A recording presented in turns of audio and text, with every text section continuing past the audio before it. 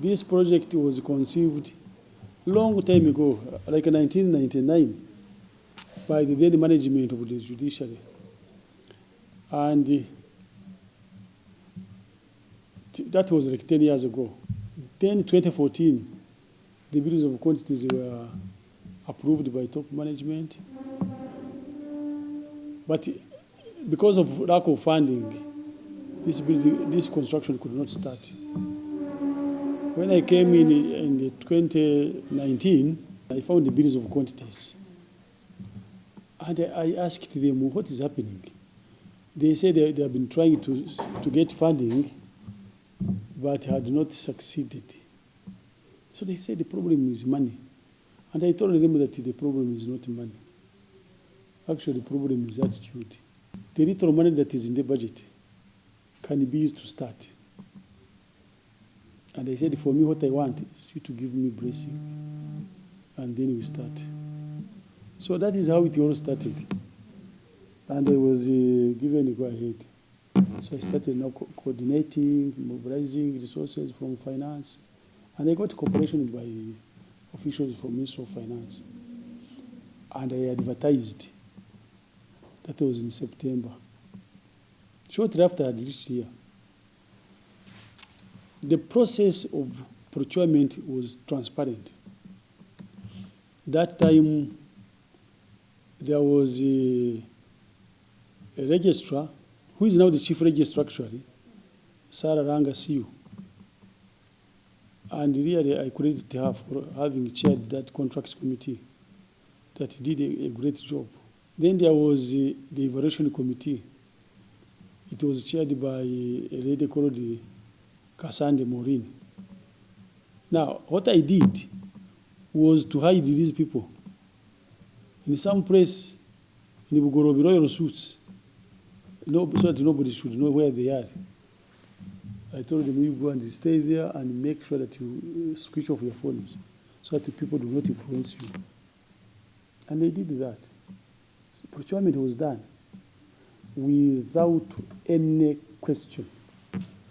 Even those people who lost accepted that they had lost because they had not been the successful bidders. You know, many times procurements fail because people start raising an alarm. Either they go to CID, say people have been favored, they go to IGG, then they go to PPDA, they raise administrative reviews. Nothing was done in this procurement. So we started. 2019, the ground was broken by the then Chief Justice, Katurebe. 2020, March, the equipment was on the ground. They started scooping. 2020, May, they started construction. And we had given ourselves 3 years to finish the construction. But because there is this floor, which is for conferences, because of that floor, which was not originally in the bills of quantities, and the gym, which was not originally in the bills of quantities, the finish date was 4 years. It was pushed from 3 years to 4 years. And the contractor started. Even during COVID, I can assure you, we were here working. People were sleeping, holding in their houses. For us, we were working. Don't ask me how I used to come here. I had special permission. The contractor kept his people here, and they were sleeping here. We worked and worked and worked until today, when the contract is ended. Now, there are a number of things that make projects fail. One of them is determination at the scoping stage to determine what to be done. People who don't have the right skills to do the scoping, defining what you want to do. Then at the scoping level, you have got people who compromise.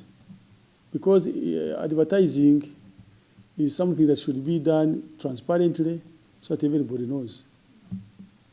But you find people trying to interfere or to change, and the bills of quantities are there, and they start influencing, doctoring. Then at the evaluation, you find that people are being compromised. They give the deals to wrong people. But most important, the delays which come as a result of this compromise. That's where you see many times there are variations. Variations. Every time you have variation. In the process, contingency which has been, which was meant for really addressing the unforeseen things, end up becoming a feast for people. A lot of money sometimes goes through that. The contractor and the project manager start compromising. But for us, we are very lucky because we really put pressure on these people to do the work and finish it quickly. Therefore, there was no variation. Oh, okay. No variation. At the beginning, at the projected cost per square meter was 1,074. But at the end of it, we found that actually the cost per square meter was 975. Unbelievable. Even better than in the private sector. Why? Because of what I've told you. One would say that you said that you didn't want to waste time, you wanted things to be done. Can you say in time? You see, doing things consistently is what should be the norm. But this attitude of doing something, then you sleep, then you wake up, then you, again and again. People are not serious on the projects. That's what I'm trying to say. So we finished before the time. This is May. Actually, 4 years would have ended this May. But you can see it was launched last month. We finished before the time. And I'm saying the cost per square meter was less than what was projected before. And because of that, we saved 8.5 billion shillings. Even after that floor which was not there.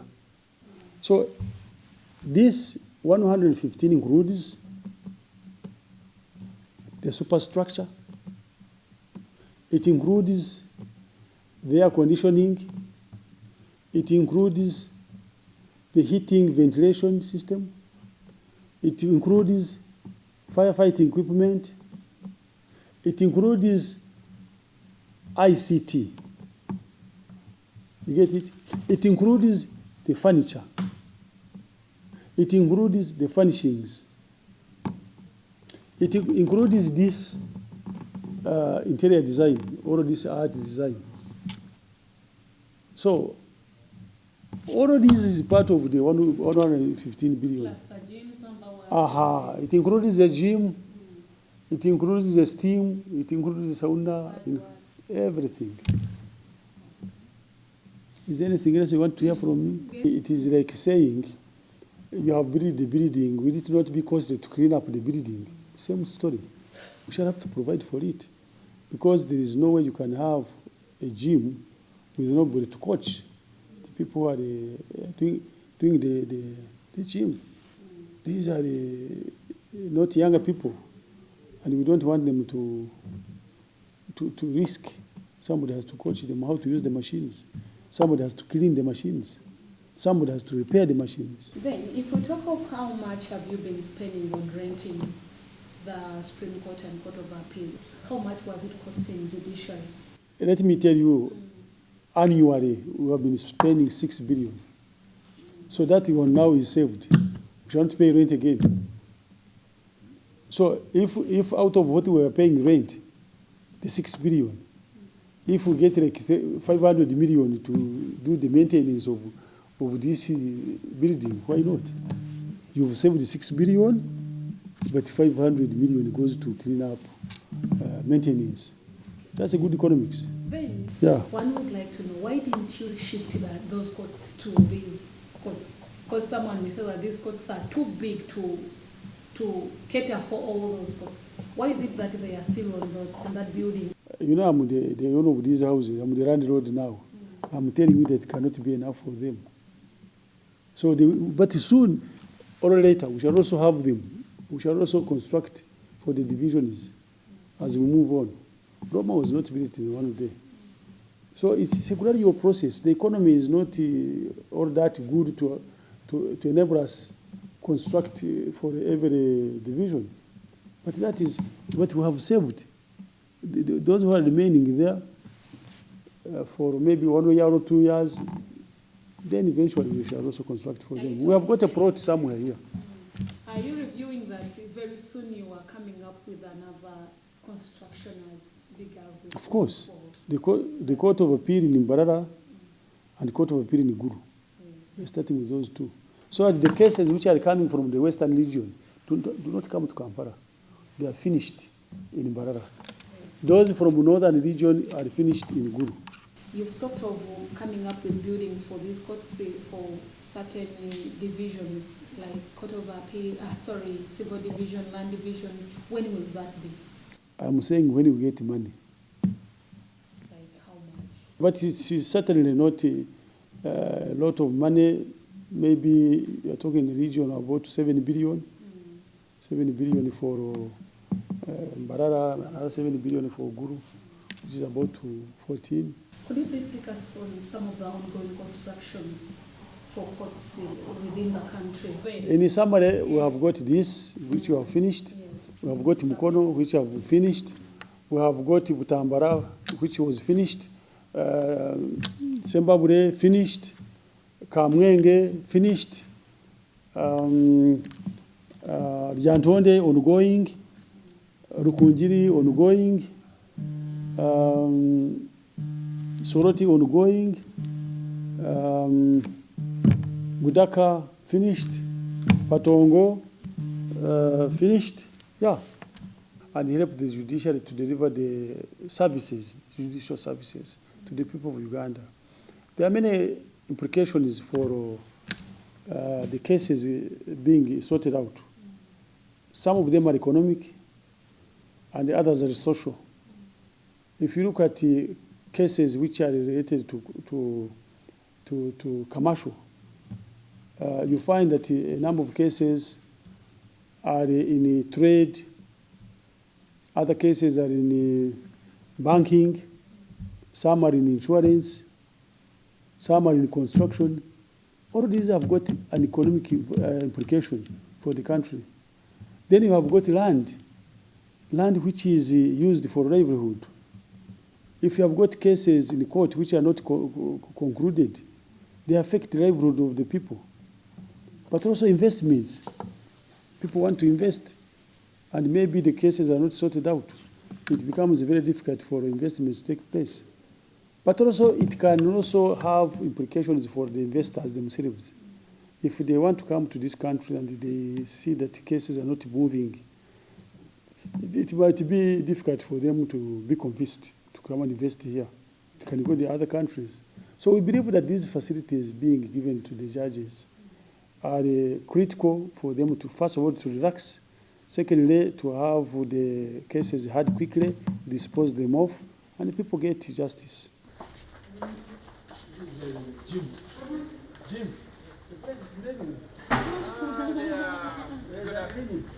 Now, Namamonde, Deborah. Now I'm going to take you to science. I'm not a medical doctor, but I know that our bodies are composed of cells.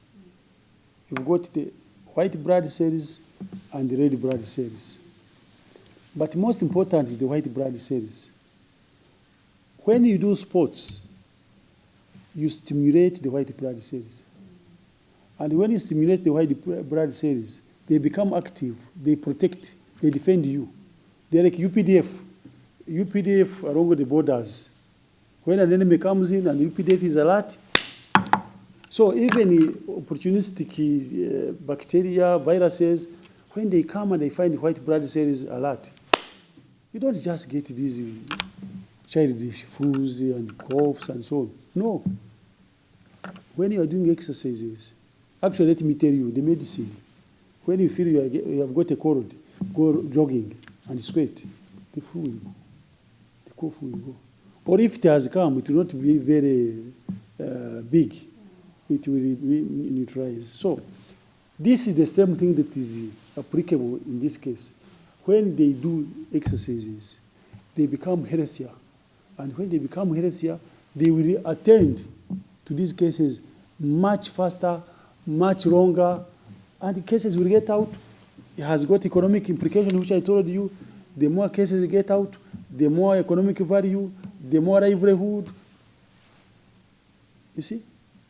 So I think people should, you see, the problem in this country is that some people don't have conceptual clarity is lacking. People to understand the business they are in. People are myopic. They just look at it. And then people who think in installments. You are there, but you don't think, you don't look very far. You don't look at the connection between what I'm doing and what the outcome will bring. So you have seen the connection now. Yes. Less stressed people with white blood cells which are there to defend the body.